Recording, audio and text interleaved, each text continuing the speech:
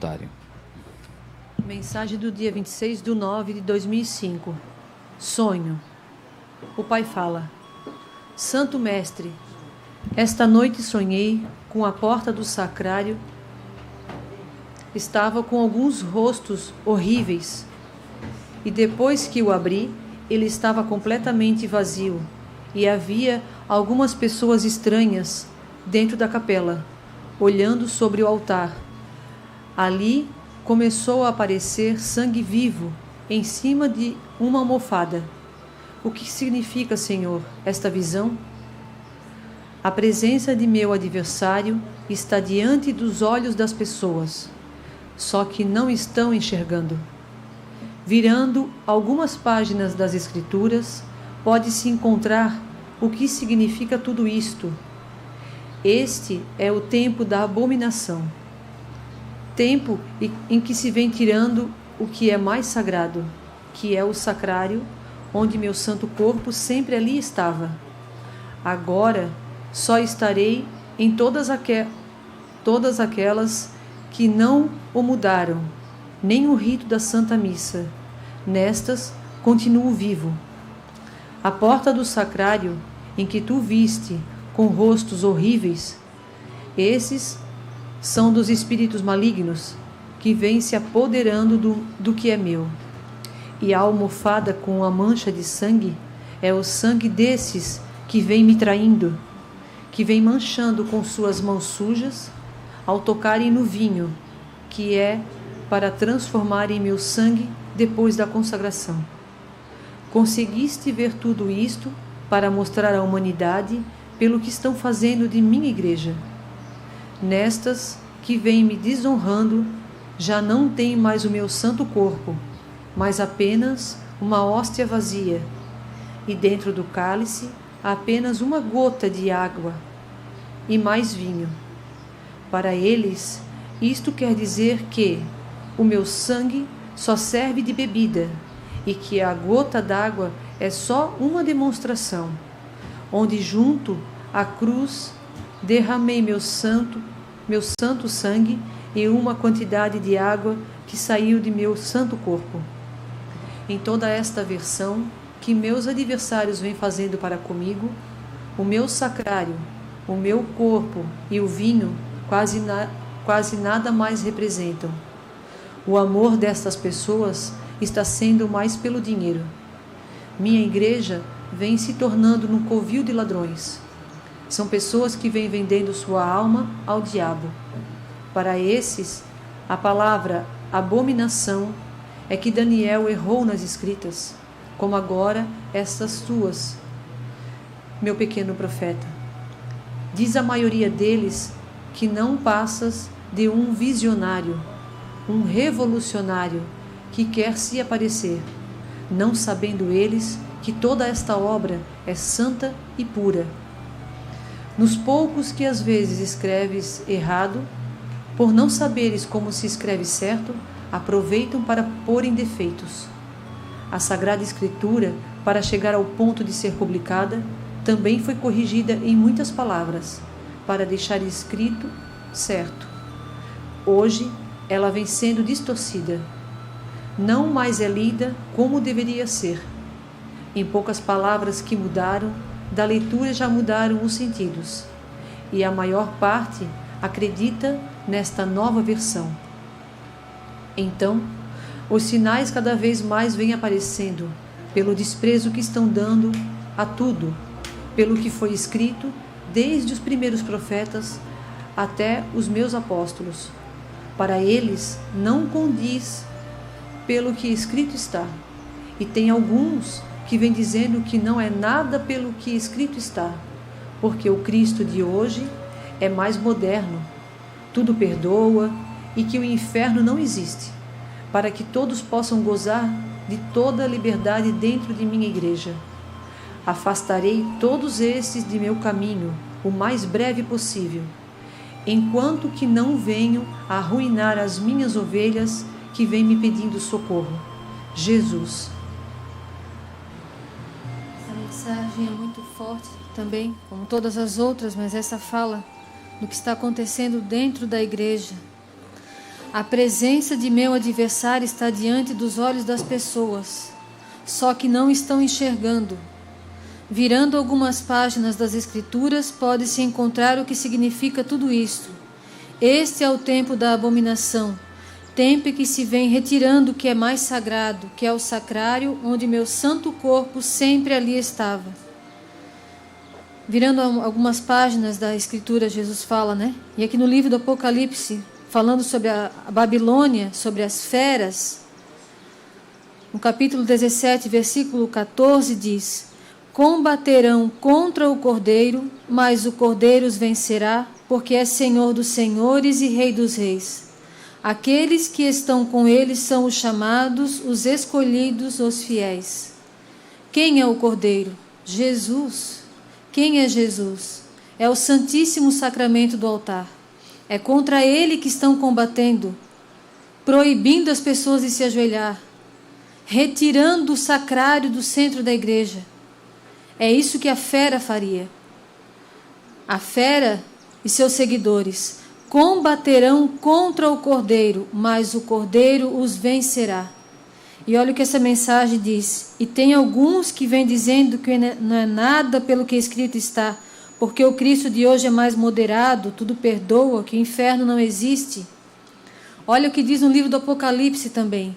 Eu vi a fera e os reis da terra com seus exércitos reunidos para fazer guerra contra o cavaleiro e seu exército, que é Jesus. Mas a fera foi presa e com ela o falso profeta que realizara prodígios sob o seu controle, com os quais seduzira aqueles que tinham recebido o sinal da fera e se tinham prostrado diante de sua imagem. Ambos foram lançados vivos no lago do fogo sulfuroso.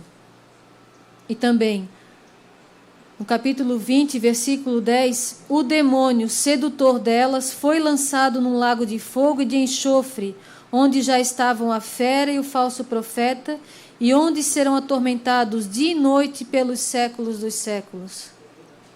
O inferno não existe? O que é o lago de fogo? Quem é o Cordeiro? É muito fácil de entender.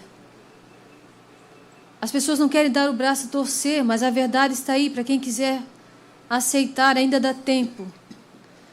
A guerra que estão fazendo é contra o Cordeiro. Estão retirando o Cordeiro da igreja, o dono da casa.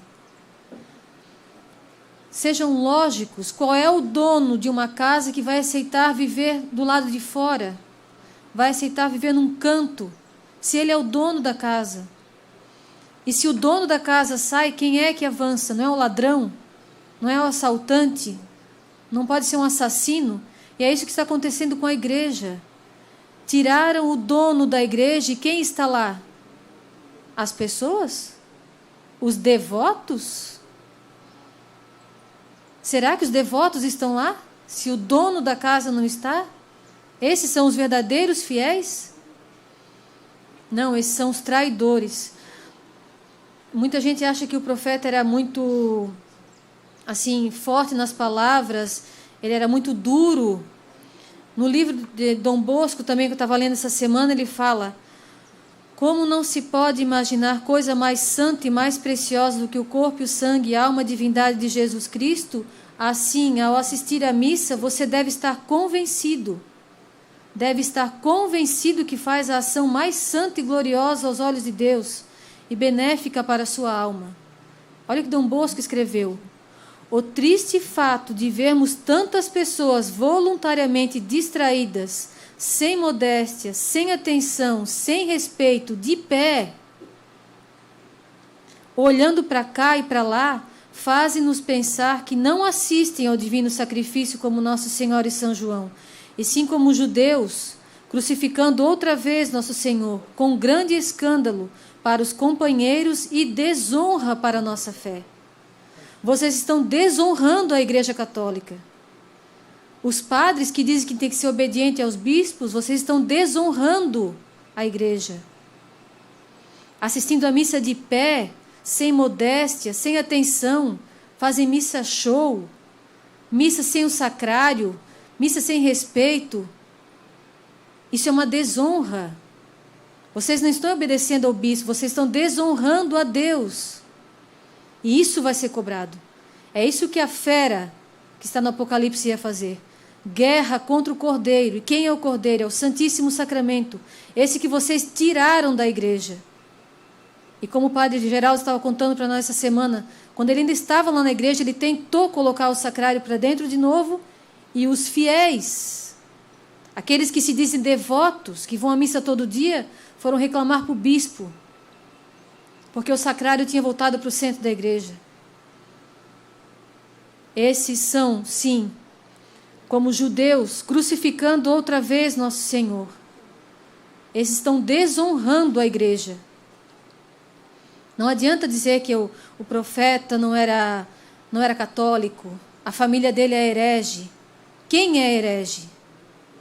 Quem não é católico? Aquele que não ama Deus, aquele que desonra o Santíssimo Sacramento. Esse não é católico. Esse é um falso, é um Judas que está crucificando Jesus de novo. E é esses que vão para o lago de fogo, que muitos sacerdotes mesmo dizem que não existe. Inferno não existe. Para que tenham total liberdade dentro da igreja. Se o inferno não existe, pode tudo. Homem com homem, mulher com mulher, padre com freira. Esse é o verdadeiro inferno. É a bagunça, é a podridão, é a desonra. O filho que desonra o pai, a filha que desonra a sua família, o padre que desonra a batina, a freira que desonra o seu hábito. Isso é o inferno já na terra. Mas não vai ficar só por isso. Vai ter um fogo. Existe o lago de fogo. Nossa Senhora mostrou para crianças em Fátima. Não porque ela queria assustar as crianças, mas porque as crianças iriam contar a verdade que muitos padres e bispos sabem e não falam. Não falam porque dizem que o inferno já não existe, que Deus é bom e perdoa tudo. E com essa eles vão levando tudo com eles, combatendo toda a verdade que a igreja sempre ensinou. A Sagrada Escritura fala, os santos falam, agora o profeta fala, e tudo isso é jogado fora. Tudo isso é passado. Agora tem que ser moderno, agora o Deus é mais liberal. Tudo é normal, nada é pecado. O pecado está na cabeça daquele que pensa o mal. O pecado é roubar e matar. Muito mais pecado é não amar a Deus. Esse é o primeiro mandamento. Existiam 2 pessoas no lado da cruz. E um deles era um ladrão que foi para o céu. Então o pecado não é só roubar e matar. Muito mais é aquele que não ama a Deus. Ele era um ladrão e foi para o céu. Muito pior será o pecado desses padres, desses bispos que desonram a Deus, que não amam a Deus. Esse é o primeiro pecado, não amar a Deus. A Cátia teve um sonho essa semana também, que ela, essa semana não, faz 2 semanas já, e ela queria comentar, e se eu puder também tentar ajudar ela a explicar o sonho. E a mensagem de hoje fala que o pai teve esse sonho, dessa visão que ele teve na igreja, rostos horríveis dentro da igreja. Eles estão tomando conta da igreja de Deus, e Deus vai vir dar um castigo muito grande. E o sonho que a Cátia teve também é bem importante para todos, principalmente para os que estão dentro da igreja. Pode falar, Cátia.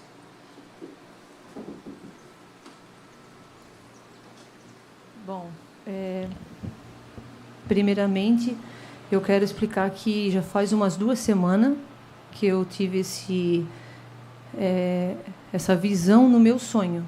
O pai se aproximando, e até expliquei para a Aline que eu não conseguia ver direito como ele estava, eu só via que ele estava com essa, igual a imagem dele, essa blusa branca e esse chapeuzinho branco ali.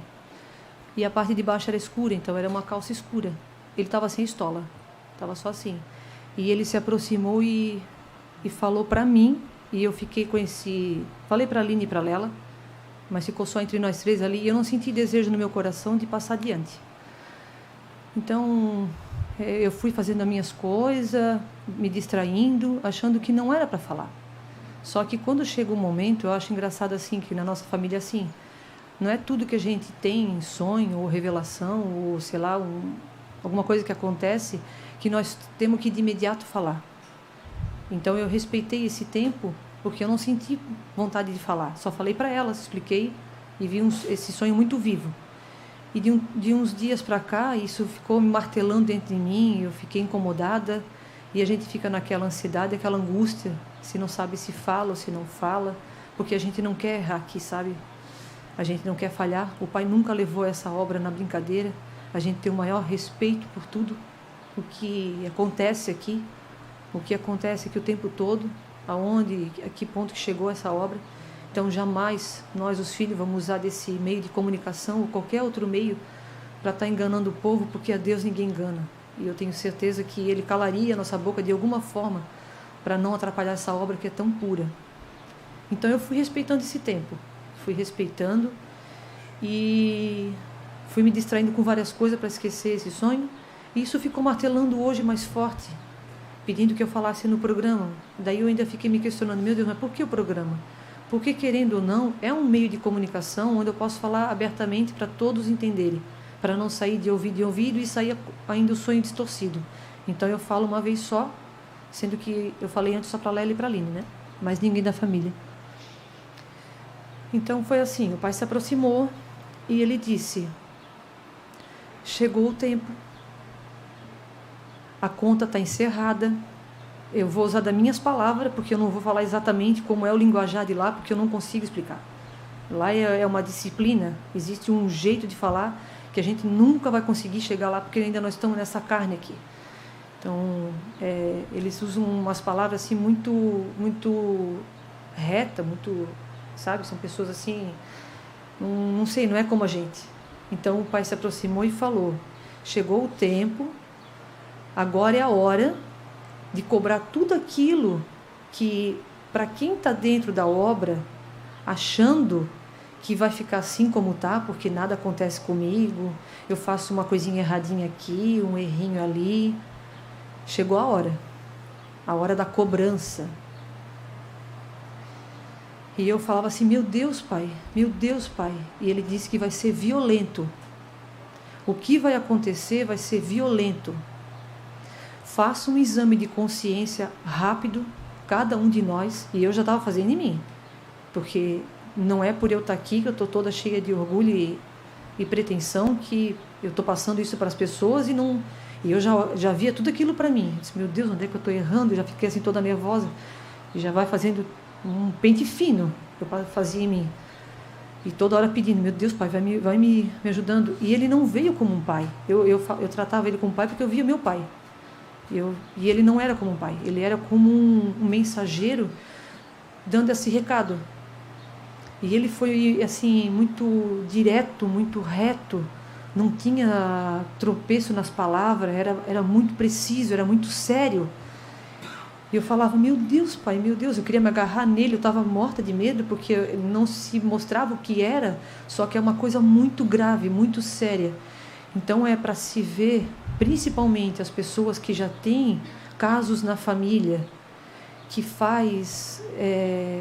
trata aquele assunto como banho-maria, como se diz, achar que não é tão assim, porque não está acontecendo nada, nenhum castigo, nenhum peso na consciência, até tem, só que ainda está dando para levar assim.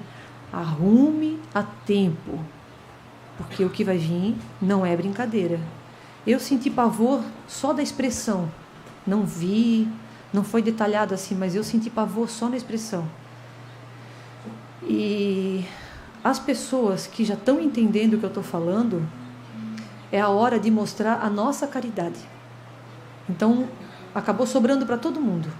Quem brincou até agora, o pai ainda falou assim, quem não me entendeu até agora vai passar a me entender.